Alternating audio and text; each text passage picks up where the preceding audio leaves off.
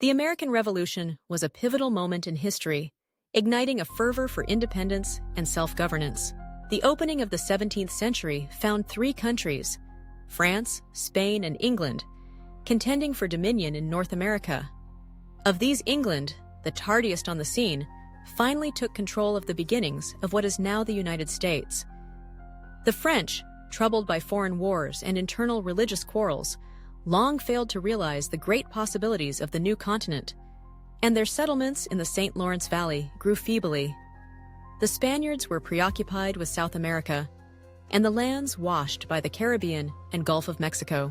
But the English planted firm settlements all the way from Maine to Georgia, nourished them with a steady flow of people and capital. Within a century and a half, the British had 13 flourishing colonies on the Atlantic coast.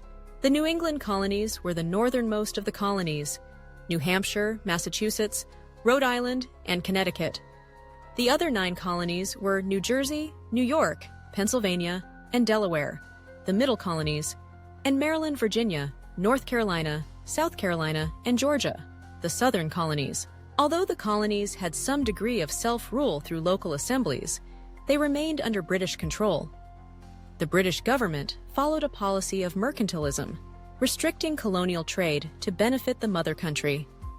Laws like the Navigation Acts forced the colonies to trade only with Britain, causing frustration among merchants and settlers who sought economic freedom.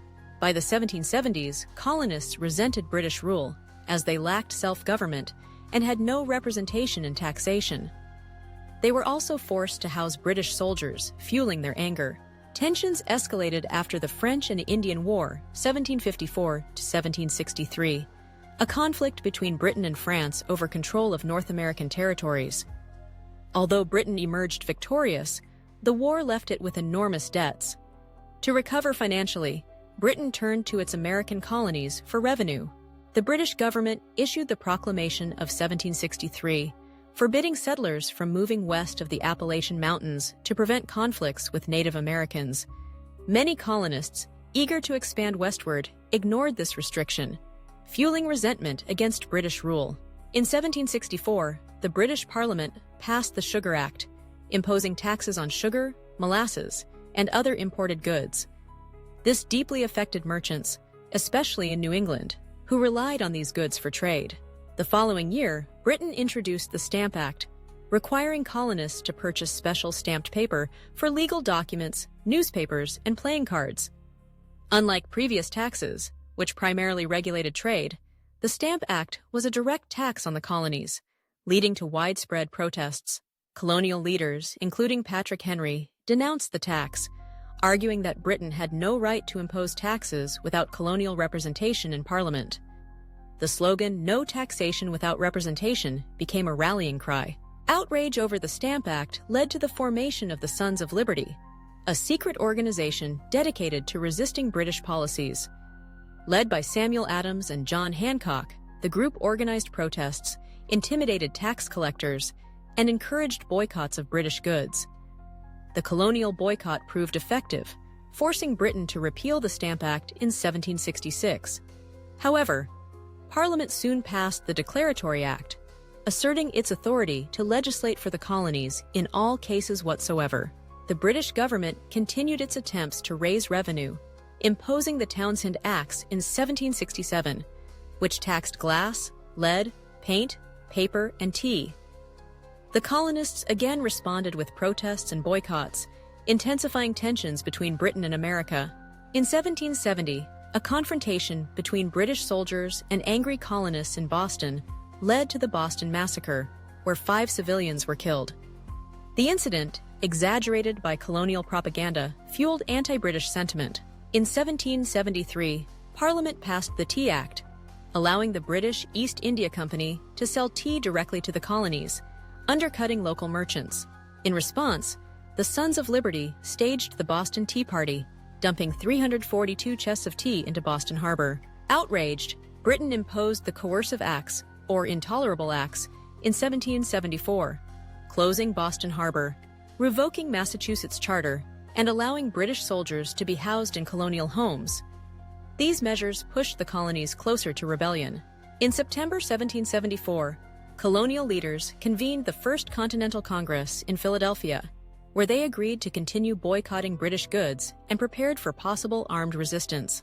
When British troops attempted to seize colonial weapons in Lexington and Concord on April 19, 1775, they were met by armed militias. The first shots of the Revolution, later called the Shot Heard Round the World, marked the beginning of open conflict between Britain and its American colonies. The Second Continental Congress met in 1775, appointing George Washington as commander of the Continental Army. Meanwhile, in June, colonial forces clashed with the British at the Battle of Bunker Hill, demonstrating the Americans' willingness to fight despite suffering heavy losses. In an attempt to avoid full-scale war, the Congress sent the Olive Branch Petition to King George III, seeking reconciliation. The king rejected it, declaring the colonies in rebellion. In 1776, momentum for independence grew. Thomas Paine published Common Sense, a pamphlet that argued for complete separation from Britain, persuading many undecided colonists. On July 4, 1776, the Declaration of Independence, drafted primarily by Thomas Jefferson, was adopted by the Continental Congress, officially proclaiming America's break from Britain.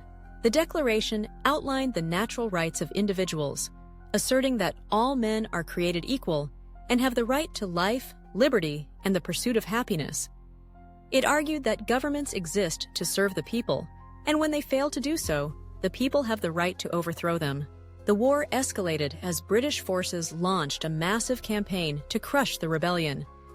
Washington suffered defeats in New York, but secured a morale-boosting victory at Trenton in December 1776.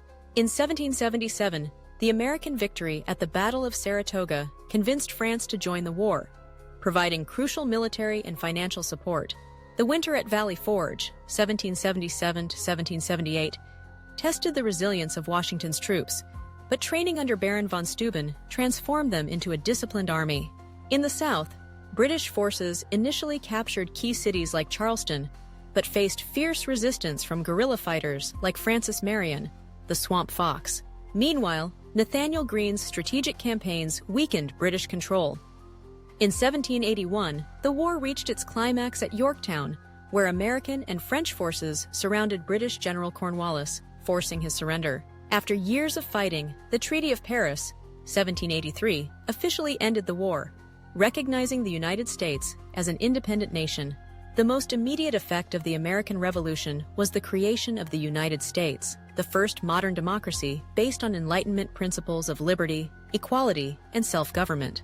The Revolution also had profound effects on political thought, leading to the drafting of the U.S. Constitution, 1787, and the Bill of Rights, 1791, which established a secession government based on checks and balances, federalism, and individual freedoms. The American Revolution also weakened British influence in North America, leading to changes in how Britain governed its remaining colonies, including Canada and the Caribbean. Globally, the American Revolution inspired other independence movements, particularly the French Revolution, 1789, as people around the world saw the success of the colonies in breaking free from a powerful empire. Thank you very much.